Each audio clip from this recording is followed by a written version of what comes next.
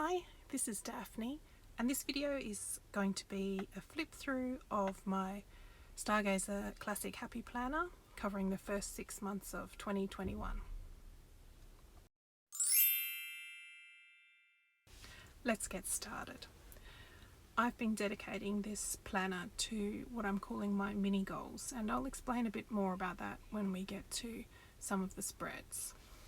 I didn't really use the front calendars much, so I'm going to flick straight to the months. For January, I put some inspirational quotes there, and if you see any of these little cute rabbit sticky notes, they're covering up other people's names. So I also didn't use the monthly spread much. Here's a sticky note telling me what I could have used it for, and here's a draft of how I wanted to use this planner.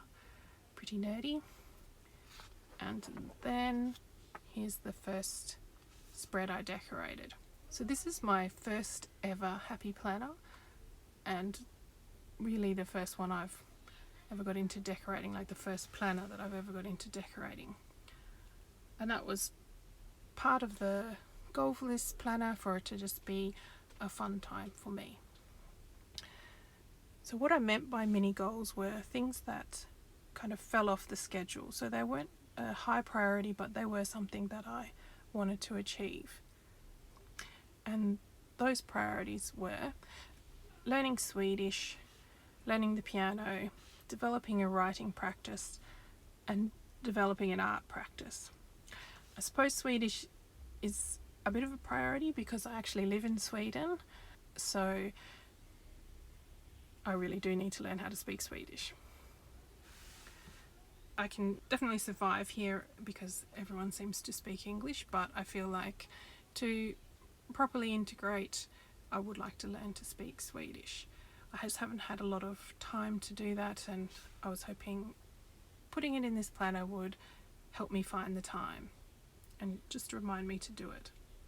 So there are 4 elements to all the spreads in this planner, and those are the habit tracking, some journaling, a weekly reflection, and a daily check-in. So with the habit trackers, if I did something that worked towards developing the skill, I put a tick in the box corresponding to that day. The journaling was about how I felt the particular skill was going. The daily check-in was like a report card. This was inspired by one of the happy planners that was available, I think, last year in 2020. I didn't see it available near me, so I just made my own. I just ticked the box that corresponded to how I felt I went that day with my mini goals. I either crushed it, made some good progress, or it needed work. These stickers are actually from IKEA from a few years ago, and I think this one is from the Happy Planner, and this is a Happy Planner washi. Again, here are the habit trackers, the daily check-in, the journaling about each area, and the weekly summary.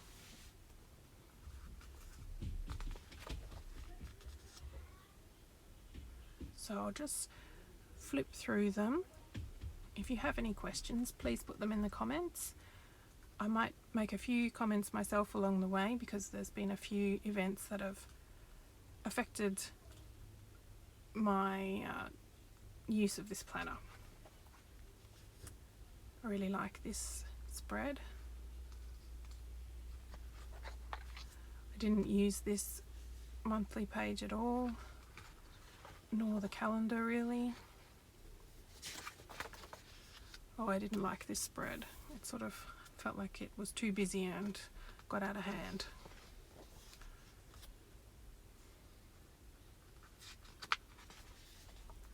I do like this spread. I did this in a school vacation called Sportlov, which is a Swedish holiday for the children from school where usually people do winter sports, like go up to mountains for skiing or things like that.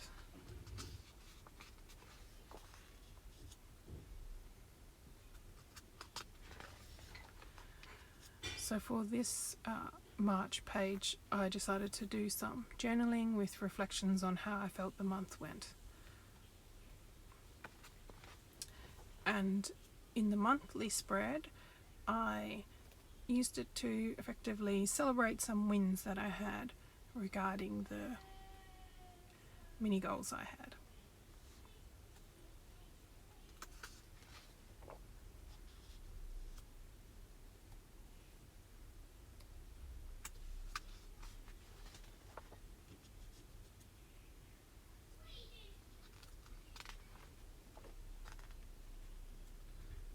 I think I decided to use green this week because I think it was St. Pat's Day one of these weeks. I can't remember which one.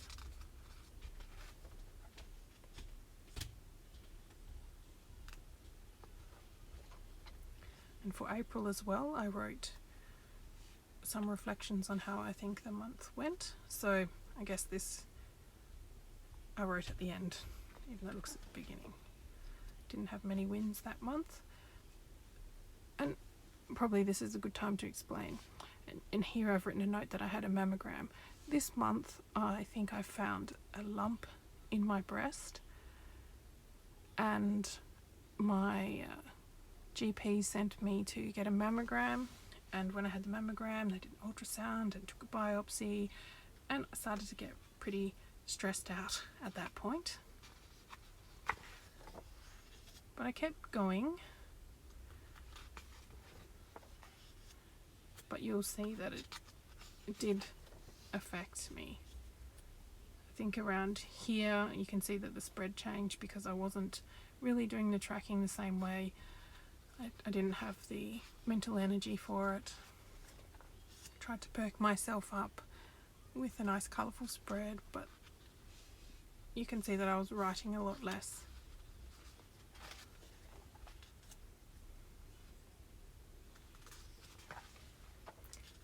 Okay, and I didn't do a reflection for May because at the beginning of May I got my diagnosis of breast cancer. The good news is the prognosis is really good. I've had surgery and I'm just now waiting on the all clear, but I'd say that the odds are definitely in my favour, so we are really positive. But you know, it's taken a lot of mental energy to deal with. So this is the week I got my diagnosis. Didn't do anything. Tried the following week, but again didn't really work out. This week looks not too bad. I picked this one because I think that was the week I found out about when I was going to have my surgery. So for a lot of May I was essentially waiting to find out when I was going to have the surgery. June again, I didn't do any reflection, and in June I had my surgery. So I'm sort of still in recovery from that now. And you can see I wasn't as effective in working towards my mini goals.